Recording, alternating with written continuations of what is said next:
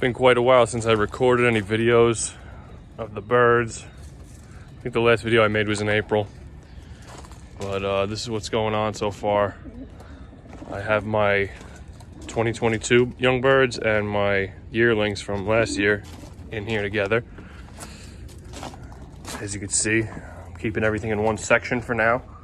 Got my droppers in here. The other section's empty right now. What I plan on doing is using this as a stock loft. Once I start breeding, I'm gonna move all the breeders over here. I'm gonna put the cocks on this side, put the hens on that side, since there's more perches over here and I have to have more cocks than hens. But for now, I've been flying the 2021 birds and the 2022 birds as one team. I did manage to get the 2022 birds out to 257 miles. I actually broke my foot a few months back, so I really, wasn't recording anything or filming anything, but I did train the birds almost every day. I should have recorded it, but I didn't.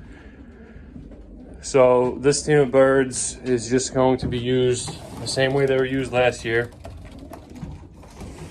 I'm going to train them, see how they are, basically just testing them out, seeing what genetics I still have that are good, and I'm going to go from there. But in other news, I did buy a few new additions for the breeding loft, and I'm going to be pairing those up, and hopefully we'll be sending them out to some one loft races.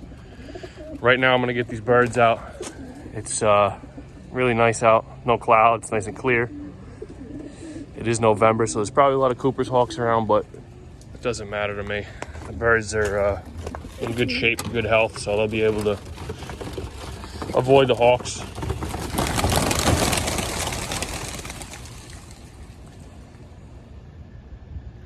Been trying to loft fly almost every day just to keep them in good condition. I train whenever I can now.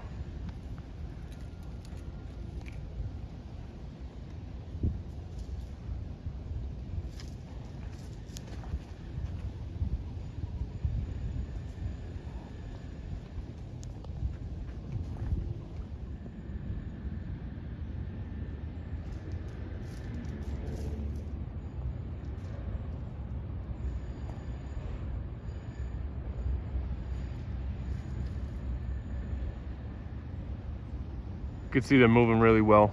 The birds are handling pretty good too. Feeding them once a day. They look good.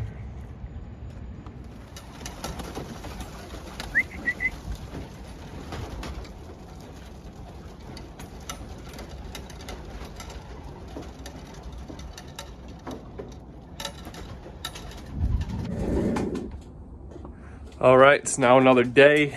Our birds are just out there loft fly. They just came back in. So I'm gonna give them something to eat. But just to recap on what I mentioned earlier, like I said, this is gonna be kind of like a stock loft for me since I don't have a lot of room for all my breeders. So I'm gonna have the cocks on this side, the hens on that side, only because I have more cocks than hens and I don't want them fighting over the boxes.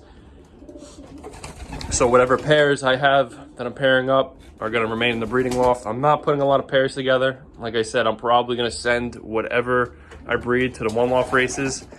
And what I don't breed, I might keep, but I'm just going to end up with too many birds. So like I said, I might only put 5 pairs of birds together this year, and the rest of my stock's going to stay in here. And then next season, I'll move all the breeders out of these 2 sections. I'll put this team of birds back together, split up, of course, cocks and hens, and I will continue to fly them and train them. So I'll take you over to the breeding loft and we'll take a look at some of the birds over there. So I don't think I showed these doors that I recently redid. These were originally screen doors. I had some like regular wire mesh on them. I decided to take that off, and I had some of this aluminum grating laying around. So I just basically ripped the screen off the doors and cut this grating, this wire, I guess you could call it, and redid the doors like this. Much stronger, much more ventilation, much more airflow. As you can see, bigger holes. If a hawk's gonna come down from the woods back there and smash into these doors, it's definitely not gonna do anything or get into the loft.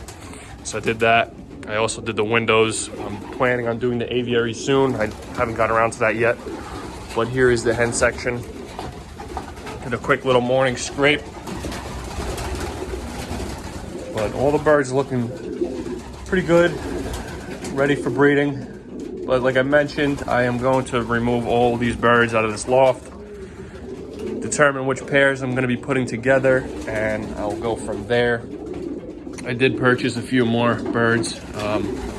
This hen right here, this is a granddaughter of Thomas 6.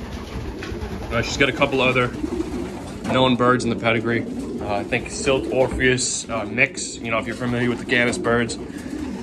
So this hen right here, this hen right here, I believe this was the Hoosier bird. Her parents were second and equal first, I believe. So I'm gonna give her a shot. Nice Huskin Van Riel hen I got from a friend of mine. This blue bar hen is definitely gonna be paired together. That's inbred Wolverine. Yeah, she's a granddaughter of Wolverine and Marple. She's got Wolverine on both sides of the pedigree. Let's take a look at the cocks. Over here, another nice Huskin. He's gonna be going together with that other hen I just showed you. And this blue bar cock right here is another grandson of Wolverine. He's got Wolverine on both sides of the pedigree. So he will most likely be paired up with the blue bar hen I just showed you. And as far as the rest of the birds, I'm still not sure what I'm gonna pair up yet, but those are definitely gonna go together. Hopefully get them sent out to a couple one-off races. I'm still determining which I'm gonna fly. I know I'm definitely gonna go for the Peach Classic. If you guys know of any other good one-off races, leave it down in the comments below and I'll consider it. But this is what's going on for now.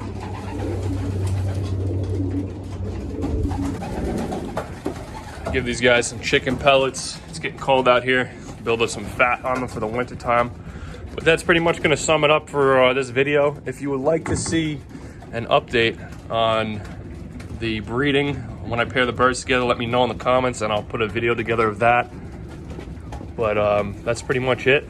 So thanks for watching and see you in the next one.